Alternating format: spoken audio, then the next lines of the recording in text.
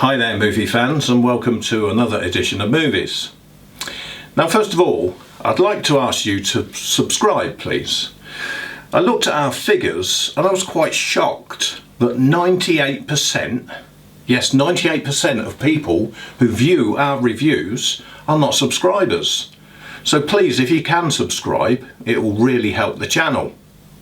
Anyway, enough of the begging and on with the show. Today I'm going to be reviewing Blink Twice, which I will call a thriller mystery. It's directed by Zoe Kravitz and it's her directorial debut. It stars Channing Tatum, Christian Slater, who plays Vic, a man obsessed with taking Polaroids, Naomi Ackie, Alia Shawkat, Kyle MacLachlan, Gina Davis and Haley Joel Osment, amongst others. And I don't know about you, but whenever I see Haley Joel Osment, all I can think of is the phrase, "I see dead people." Even though that movie is now over 25 years old, it's still etched on my brain. This is one of those movies where I have to be very careful not to drop any spoilers in. So, treading carefully now, let me set up the premise of the movie. There's this rich tech entrepreneur billionaire called Slater King, who's played by Channing Tatum, and who, after disappearing off grid for a while after some abusive behaviour, and now after a huge apology to the world, he resurfaces into the limelight. We find out he's bought himself an island, and after his errors he is now in therapy with Kyle MacLachlan's character Rich. Early on in the film he hosts a fundraising gala, this big expansive publicity party for the rich, and when he's there he meets two girls who are friends, and both of these girls are waitressing for the evening. The girls are Frida, played by Naomi Ackie, and Jess, played by Alia Shawkat. This rich tech billionaire who's smug and creepy, who seems to have very little people skills, kind of reminds me of Elon Musk. I'm sure that's done deliberately. And as the night goes on, Slater clearly has a bit of a thing for Frida. And as Slater's leaving the fundraiser, he invites the two girls to join him on his private island for partying with him and his friends. This is a dream vacation to them, so they go along and join the gang on a private jet to the island. When they arrive on this island, one of the rules is no mobile phones, so everyone gives them up.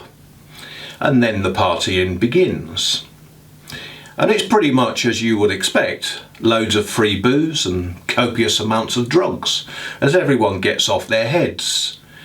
This movie has hints of Glass Onion or even The Menu. A similar scenario of a mystery on a desert island with dark consequences. Let's just say some strange things start happening, and not everything can be remembered. After all, they are all partying hard, and the girl guests who are there, they party the hardest, more than anyone else. Well, what do you expect? Everything's free, so they take advantage of it.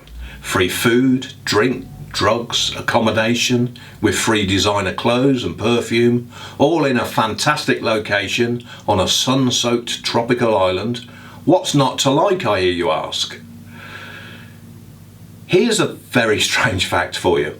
This movie, Blink Twice, was originally titled Pussy Island. Can you understand why the distributors wanted the title changed? I can. So some of the party are a bit odd. There's other tech bods and models or TV stars. But you know, let's be honest, you always get the hangers-on with rich guys. It's an odd assembly of people, and to be fair, they're all getting wasted night and day. As Frida gets wasted, she questions what's reality and what's not. No one can really remember anything, much as as they're so bombed out all the time. You get some hallucinogenic visuals as they get drugged up, and you just get that feeling that something's not quite right with this group on the island, and you can't quite put your finger on it. We watch knowing something's going to happen, but we don't yet know what it is. And when it comes, some of it's a bit brutal, and it doesn't hold back. That's not to say it's over the top. It's probably just about right for this movie. Now, I like the direction of this film. It's even better when you realise that this is her directorial debut. This is done by a quality actress who's decided to give directing a go. Zoe Kravitz does a great job creating mystery and tension without letting the cat out of the bag too early. I loved the way that this movie looked. It has some great camera angles and shots and colour, and they all elevate this movie in my opinion. Not only that, but Kravitz also co-wrote this, so she's quite a star. It's well acted by the whole cast, and I include Channing Tatum here because he can be a bit hit and miss, but especially Naomi Ackie herself. She carries the movie with a very strong character. There's not much more I can say without spoiling this movie, so I will have to stop there. The movie ends up having a sort of Me Too vibe to it.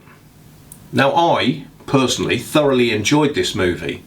I know we've seen this private island rich guy thing before, and as I said, like The Glass Onion, but this is done so well.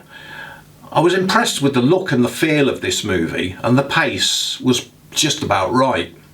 I highly recommend this if you like this genre of film. I suppose really it's a psychological thriller with some mystery and horror woven in, and a little satire to boot. I always find rating films kind of difficult, as we all like different things, but for me this is about a 7.5 out of 10. It's well worth a view, and I think I will end up rewatching this to see if there's any clues and hints that I may have missed on my first viewing. I'd like to thank you very much for watching this review, and if you like what you've heard and you want more of the same, please subscribe. And if you have your own views on this movie, please leave a comment below, and look out for more of our reviews soon.